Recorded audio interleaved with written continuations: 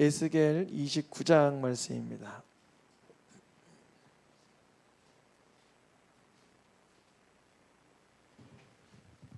2절과 3절 두 절의 말씀인데요.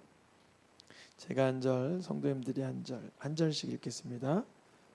인자야, 너는 애굽의 바로 왕과 온 애굽으로 얼굴을 향하고 예언하라. 너는 말하여 이르기를 주 여호와께서 이같이 말씀하시되 애굽의 바로 왕이여 내가 너를 대적하노라. 너는 자기의 강들 가운데에 누운 큰 악어라. 스스로 이르기를 나의 이 강은 내 것이라. 내가 나를 위하여 만들었다 하는도다. 아멘. 에스겔 선지자는 사역 초반부에는 그 하나님의 말씀을 전할 때 몸으로 전하는 몇 가지 예언을 받았는데 수염을 깎아 날린다든지 한쪽으로 누워 있다든지 이렇게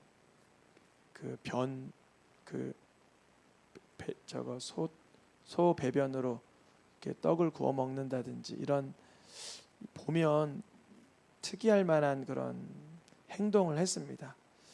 그러다가 이 수위가 이 심각성이 점점점 짙어지다가 우리 지난주에 가장 내 눈이 기뻐하는 거 누구라 그랬냐면 에스겔의 아내의 그 죽음을 통하여 하나님은 이스라엘 남유다 예루살렘 본토에 있는 백성들에게 그 심판의 엄중함, 인생의 허망함을 바로 보여주기를 원하셨어요. 근데 우리도 그런 시대를 살죠. 어떤 시대냐면 마치 내가 이렇게 이 의료의 혜택을 받고 과학 문명의 혜택을 받아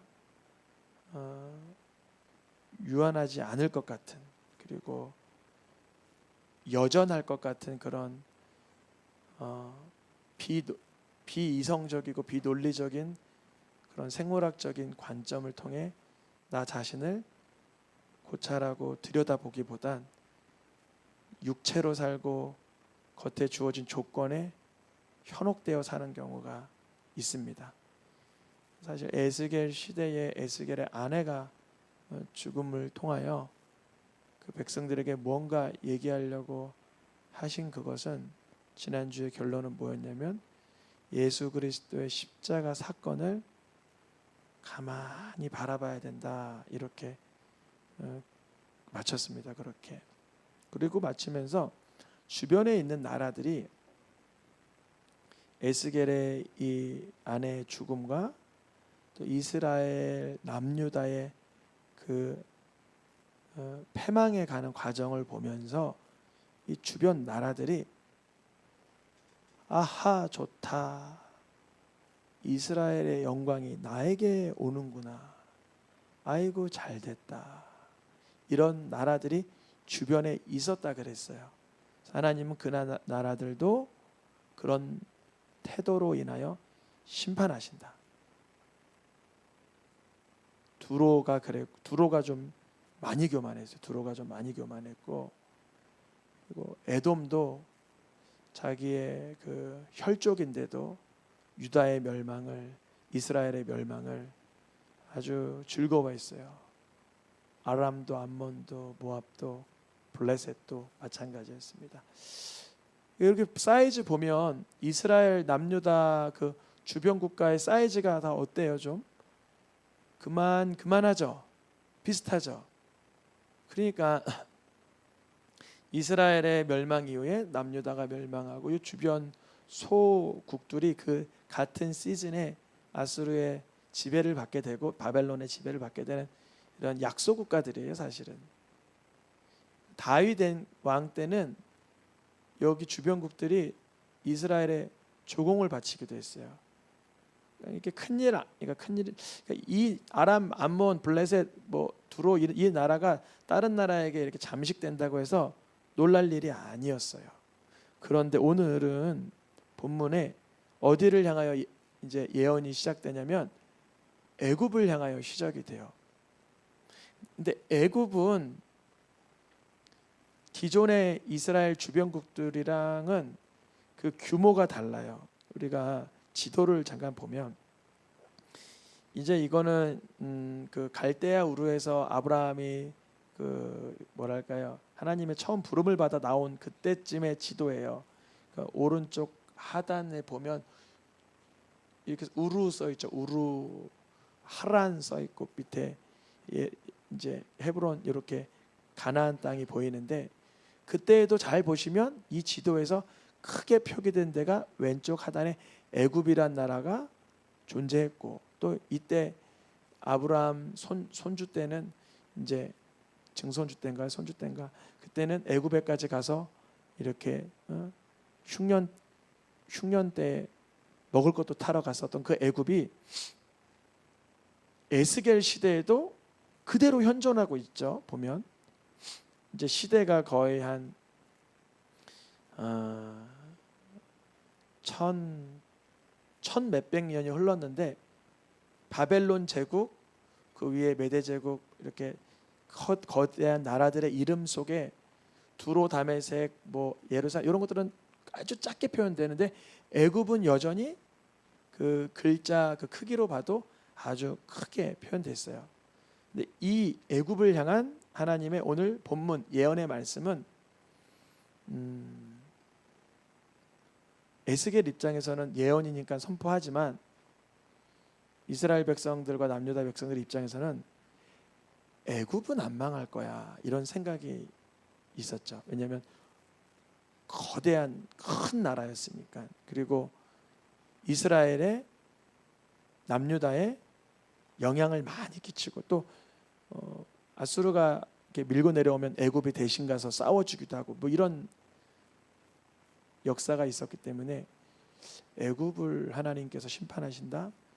지난주에 얘기했던 이스라엘 주변국들의 심판과는 좀 다른 규모의 이야기입니다. 그래서 29장, 30장, 31장, 32장 한 4장에 걸쳐서 애굽의 심판에 관해선 좀 자세하게 다뤄요.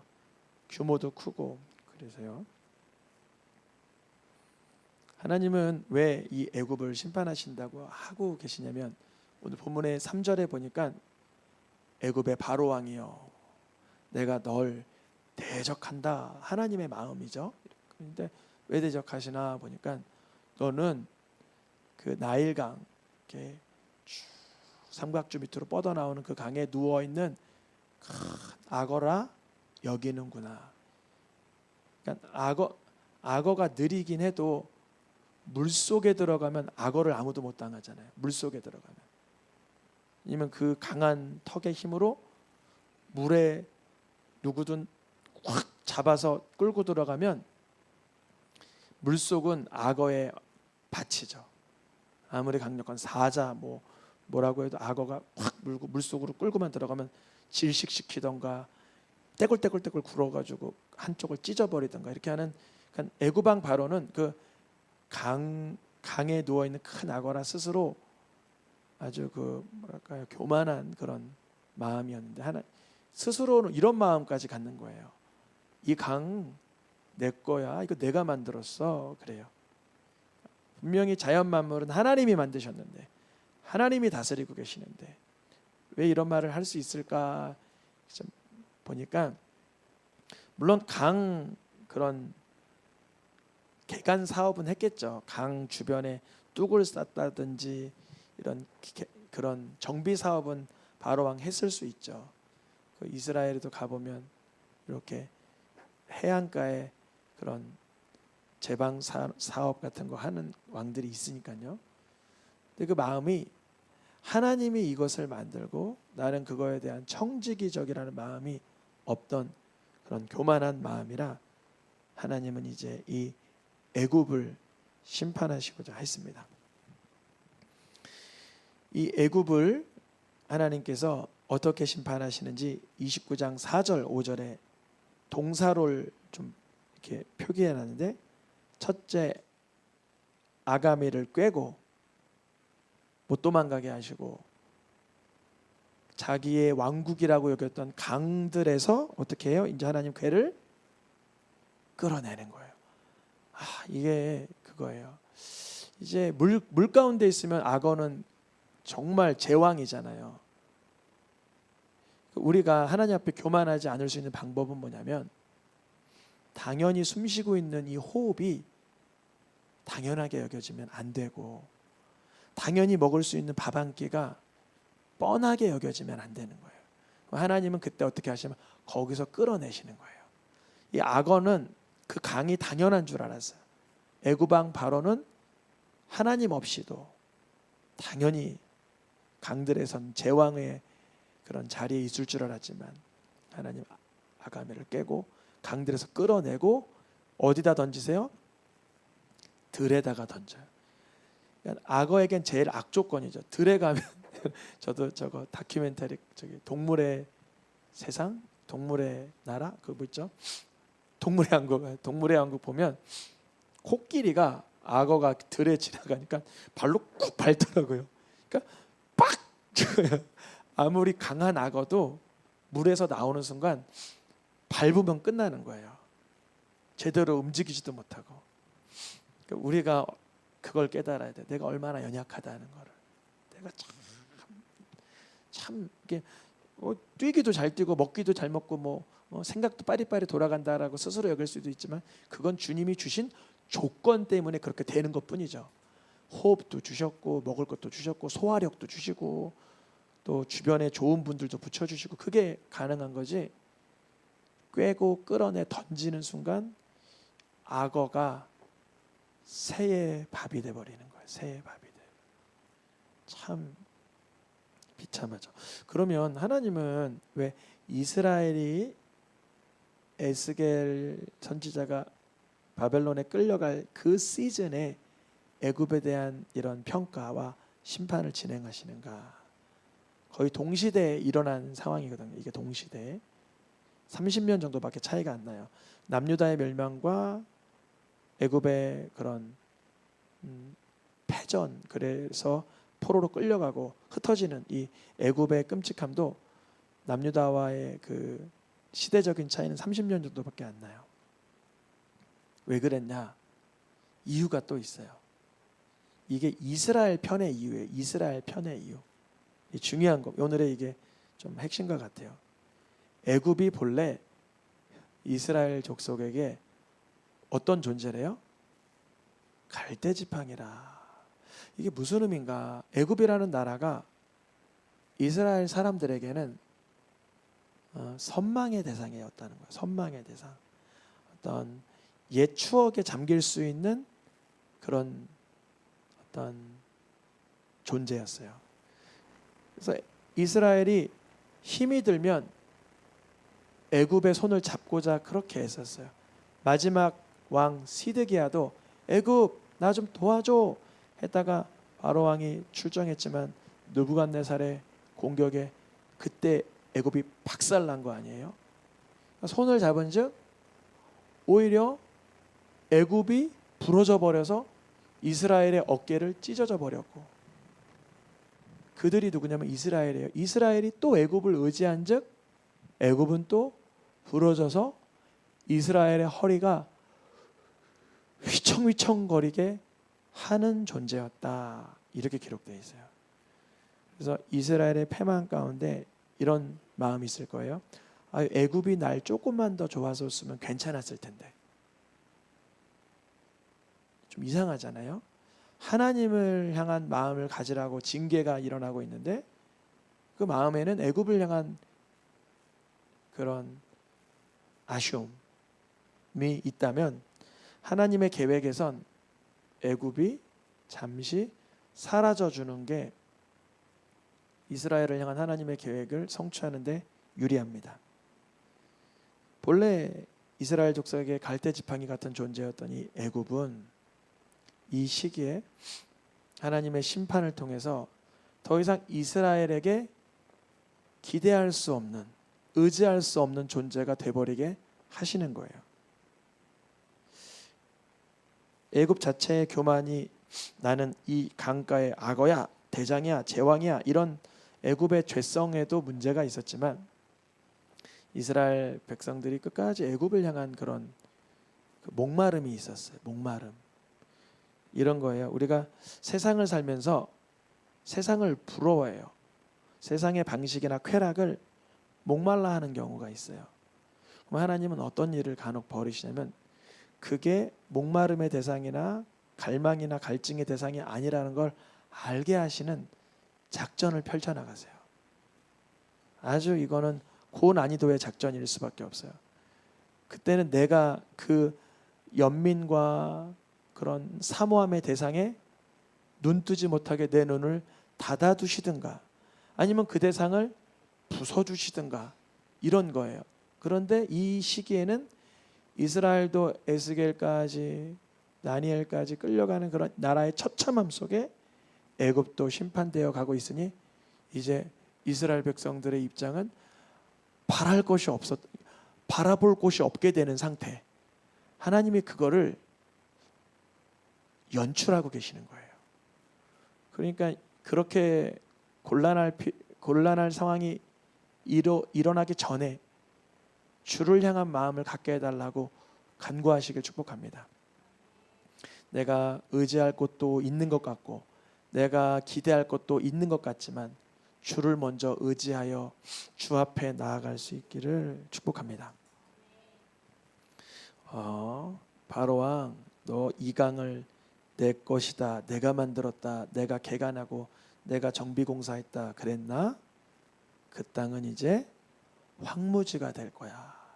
사막이 돼버릴 거야. 그때야 여호와가 하나님인 줄 알게 될 것이다. 그래요.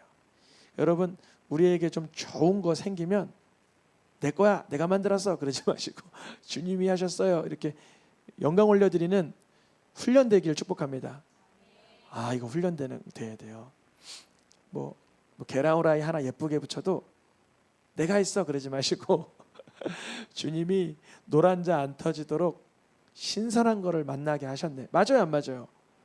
노란자가 막 안 신선한 거를 사왔어. 모르고. 그러면 이렇게 될 거야. 엄마는 원래 노란자 잘 예쁘게 죽일 수 있는데 그 슈퍼마켓 그거 아주 상한 것만 팔고 뭐냐? 이렇게 원망하는 삶, 누군가 판단하고 비난하는 삶밖에 살 수가 없죠. 언제나 훌륭한 결과는 하나님께 영광 올려드리고 좀 어렵고 힘겨운 것은 주님 앞에 무릎으로 나아가는 그런 계기가 되면 좋죠. 하나님이 애굽을 향하여서 이 황폐하게 된다, 사막과 황무지가 된다는 이야기를 연거푸 반복하세요. 왜 그럴까요? 내 거라, 내가 만들었다. 그러니까 우리 어린이들 오늘 많이 나왔는데 여러분 아무리 예쁘고 멋진 장난감이나 훌륭한 종이를 접어도 내 거야, 내가 만들었어 그러지 마세요. 내 거야, 내가 만들었어, 나의 소유야 그러는 순간 하나님은 그걸 안 기뻐하세요. 어떻게 되냐? 황폐한 황무지가 되는데 도심도 황폐하게 되고 성읍도 황폐하게 되고 결국 여러 민족 가운데 흩어지게 되리라. 보니까 여기 몇 년 동안 그러냐면 40년 동안 그런다 그래요. 남유다는 몇 년 그런다 그랬죠? 남유다는 그 예레미야 예언에 보면 70년을 그렇게 포로에 갔다가 고국으로 돌아온다 그랬는데 그 차이가 30년 나죠. 이게 애굽도 고레스 왕 때에 그 각 고국으로 돌려보내는 그 정책으로 인하여 그 시기에 황폐하게 됐다가 여러 문적 가운데 했다가 그 40년이 차서 고국으로 돌아간 걸로 그 역사적 시기를 그렇게 추정합니다. 그 고레스 왕 때 남유다의 그 느헤미야, 에스라 때에 그런 학계 때 그런 일이 있었죠. 비슷한 시기예요. 그런데 이제 이스라엘은 고국으로 돌아와 성전도 재건하게 하고 오늘날 보면 그래도 이제 중동에서 그 나름 그래도 그 지위를 차지하고 있는데 이집트는 하나님이 어떻게 계획을 하셨냐면 40년 끝에 고국으로 돌아가지만 이제는 예전과 같은 그 제국, 그 많은 나라 앞에서 수많은 약한 나라를 다스리던 그런 나라가 아니라 너희가 미약한 나라가 될 거라 그래요. 지극히 미약한 나라가 될 거라 그래요. 그럼 이집트 한번 가보신 분 계세요? 저도 못 가보긴 했는데 여행하시는 분 이렇게 영상을 찍었는데 이집트에 갔는데 뭐 길 안내 받고 뭐 타고 뭐 그래봐야 몇백 원 안 몇천 원 안 나오더라고요. 그러니까 이집트가 그런 나라가 아니었을 텐데. 피라미드가 이집트에 있는 거 맞죠? 또 뭐 있죠? 막 사자같이 엎드려 있는 거 스핑크스인가? 그것도 이집트에 있는 거잖아요. 원래 그런 나라였어요. 막 어마어마한 그런 건설 능력, 그 고대의 막대한 그런 어떤 자금력, 자원이 있던 나라, 기술이 있던 나라인데 그 나라가 메이드 인 이집트, 저 뭐 좋은 물건 본 적은 없는 것 같아요. 안 만드는지 거기 뭐 석유가 많아서 그런지 모르지만 잘 못 봤어요. 미약한 나라가 되되 지극히 미약한 나라가 되어 다시는 그 어떤 나라를 다스릴 위치를 주지 않겠다 그랬어요. 근데 그게 사실이 돼버렸어요. 역사가 되고 실제가 돼버렸어요. 근데 이게 저는 제 개인적인 생각이에요. 이게 축복이다 그래요. 만약에 이집트가 여전히 교만할 수 있는 조건을 계속 주셨다면 지구상에서 사라지지 않았을까. 차라리 미약하여서 지극히 미약하여서 다시는 어떤 교만할 수 없는 형편으로 주님이 확 몰아넣으시고 40년 만에 고국 땅에 돌아가게 거기까지만이다 라고 해주신 것도 깊이 보면 축복이다 이런 생각이 들었어요. 어떤 축복일까요? 겸손할 수 있는 축복이죠. 겸손할 수 있기를 축복합니다. 우리 모두 다. 이제 왜 하나님이 미약한 나라가 되고 다시는 나라를 다스리지 못하게 할 거다. 이 애굽이 워낙 교만해서요. 물론 그게 첫 번째 이유라 그랬죠. 심판받은. 근데요 또 한 가지 이유가 있다 그랬죠. 아까 전에 읽어보겠습니다. 이스라엘 족속의 의지가 되지 못할 것이요. 이스라엘 족속은 돌이켜 그들을 바라본다는 게 뭐냐면 기대하지 않게 된다는 거예요.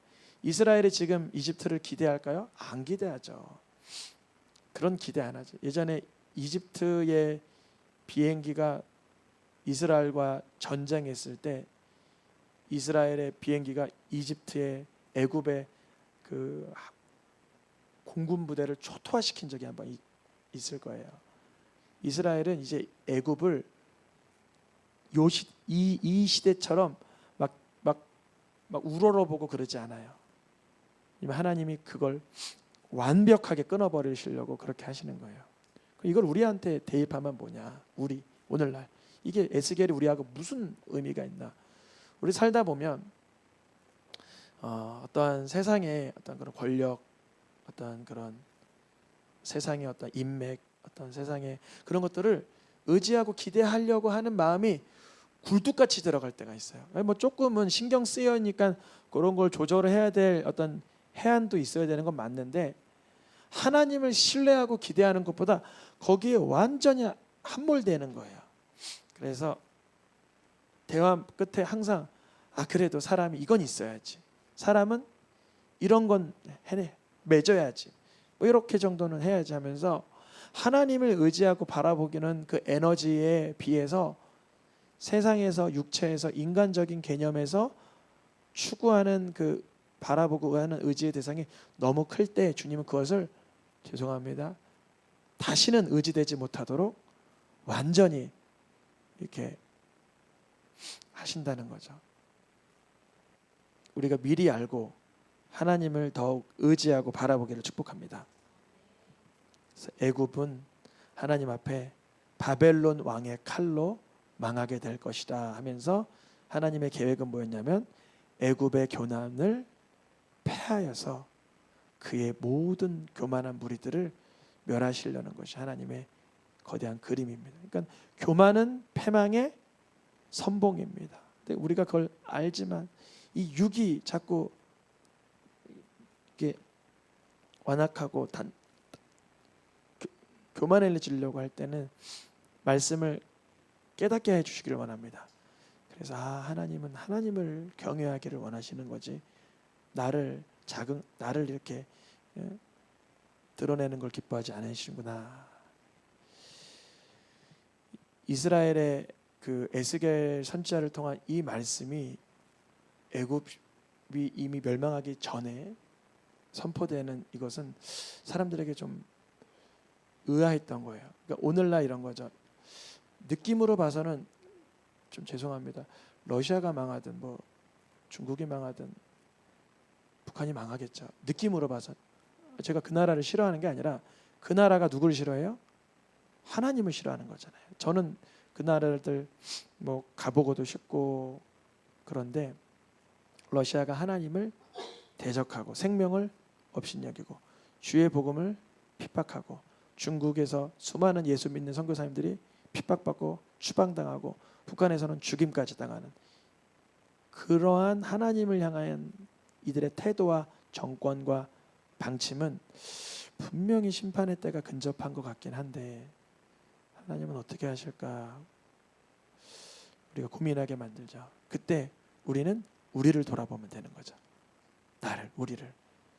애굽의 교만, 두로의 교만, 그 블레셋의 교만, 뭐 이런 주변국들의 심판의 얘기가 쭉 오다가 애굽의 얘기가 탁 펼쳐졌을 때 우리는 그래서 교만해서 망했다구나 끝나기보다 나를 이제 들여다보는 거죠. 나는 하나님께서 무엇을 돌아보길 원하시는가. 그럴 때 날 위해서 십자가에서 대신 죽으신 예수님을 인정하게 됩니다. 또다시금 예수님이 나를 대신하여 자신을 주시고 모든 불법에서 나를 속량하게 하시고 깨끗하게 하시고 하나님의 백성 삼으셨구나라는 걸 재발견하게 하실 줄 믿습니다. 찬양하며 기도하겠습니다.